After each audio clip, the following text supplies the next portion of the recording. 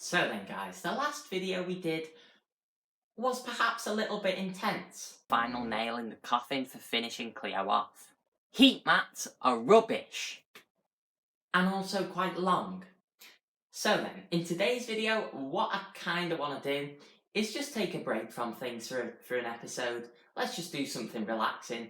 That's what you think. And let's take a look at the tropical vivarium that houses my crested gecko, because it needs a bit of maintenance. So like I say, all that we're going to be doing is doing some trimming of the plants and cleaning of the glass. I'm just going to show you how I go about things, because it's a job that needs to be done, and it isn't quite a harsh video as we did last time. So, cue the music, cue a bit of fancy editing, and let's get into it.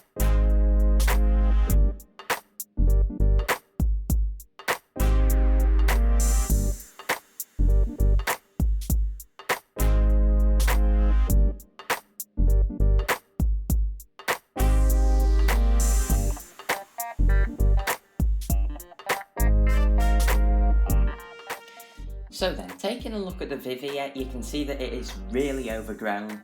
There is just plant matter coming right to the front. Now a while ago I talked about the different cuttings I put in. So this is a bit of Pilea cardieri, I think it's called if I'm remembering correctly. We have some bog standard wandering dew.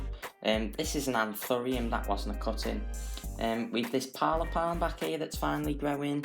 Some bromeliads up top.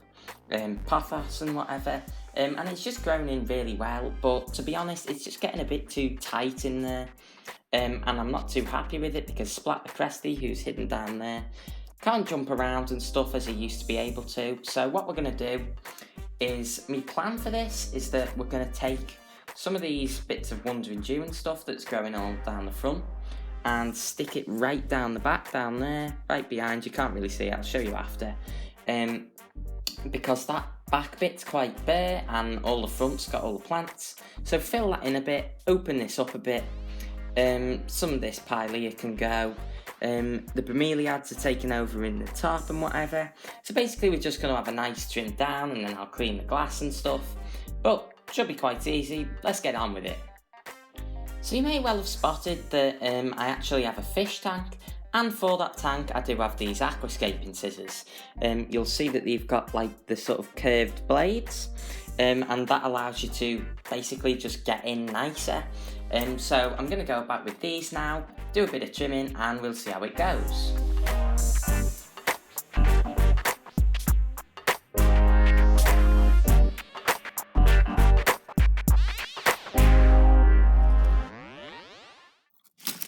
Oh,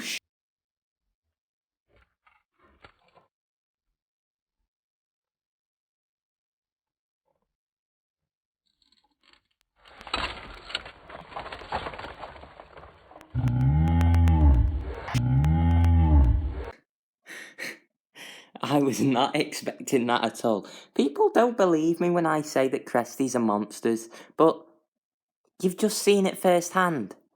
This is why I don't handle this thing. He's nuts. Now, for Splat's safety, and most certainly definitely not mine, I'm actually going to stop doing this for now and we'll come back later to carry on with the clippings, because I don't want him biting the scissors again. You know what, we're going for it. If life gives you lemons, make cherryade. So, we're turning this into a feeding video now. I've got morio worms for him, he's down there, he's ready to eat. We're gonna feed him, let's go.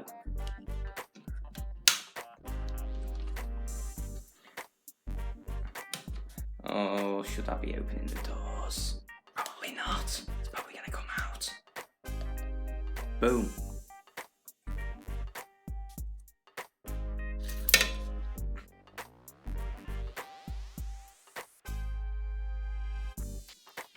Right, we're getting him another one before he shoots out. Quick. Quick.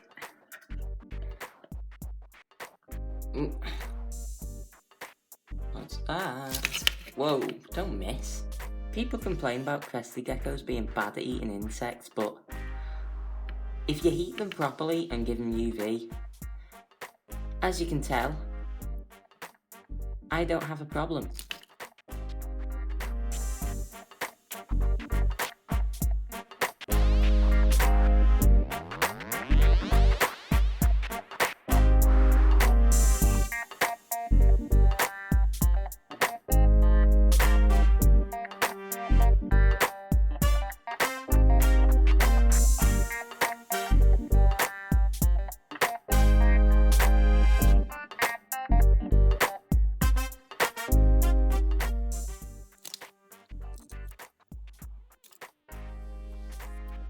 Way to ruin a video.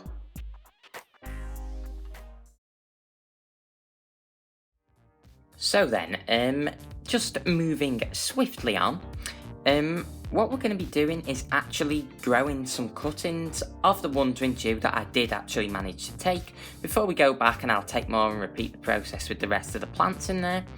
But this is actually my cutting tub, or cutting bin, whatever you want to call it, just a plastic storage box. It's got a lid and stuff, and I grow cuttings in this. Now you can see there's like some brown stuff on the bottom. That's just because I've been growing stuff in coconut fibre in here, and like I've took it out and whatever.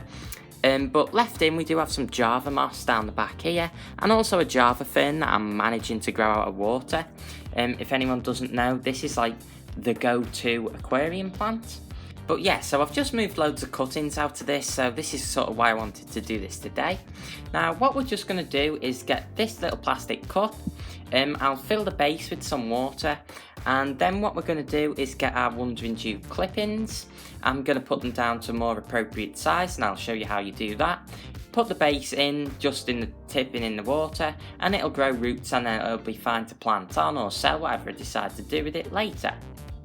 So to get the most out of clippings of trailing plants, there isn't very much that you've got to know, it's just pretty basic. So if we take a look at this clipping here, you'll notice that where the leaves come off the stem, there is like a little V shape which I'll highlight. Now this is what we call a leaf node, and the best place to cut clippings is just like in the nook of the leaf node, so that there is a leaf at the top of the clipping that you take, and a long bit of stem at the end of the other one. Now I'll take a little cut and I'll show you how you do this, but then you can also see that there are little side shoots coming off here, and you want to try and have a side shoot at the tip of a cutting, or the actual growing tip at the tip of a cutting, so that it can get started much better. So let's do that. Now I'm not actually going to be taking this end piece as a cutting because it's a little bit small, so I want to leave it on with the rest of the plant, and I'll probably start from this one here.